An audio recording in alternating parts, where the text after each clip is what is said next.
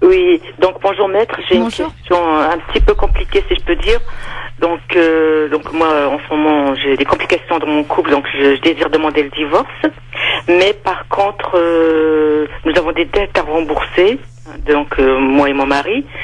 Ça va se passer comment au niveau des dettes pour en cas de divorce? Voilà, c'est ce que je voulais savoir.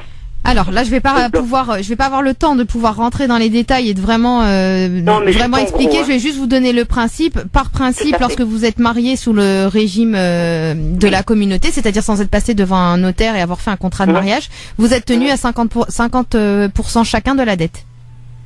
Ah, pour résumer. Même si certaines dettes, moi parce que comme c'est toujours moi qui ai tout géré, la plupart des dettes portent mon nom.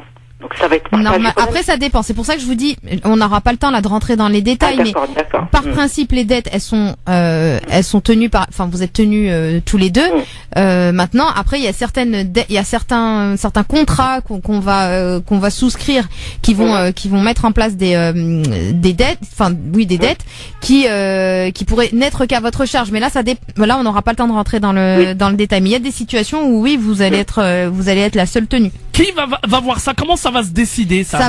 Il faut que au moment du divorce, il y a une liquidation. Il y a une liquidation du patrimoine qui va se faire. Ouais. Et à ce moment-là, c'est les avocats qui vont rédiger un acte dans lequel ils vont liquider, c'est-à-dire ils vont se mettre d'accord sur les prêts, sur l'actif et le passif. Ils vont faire la directive et puis après ce sera validé par le juge.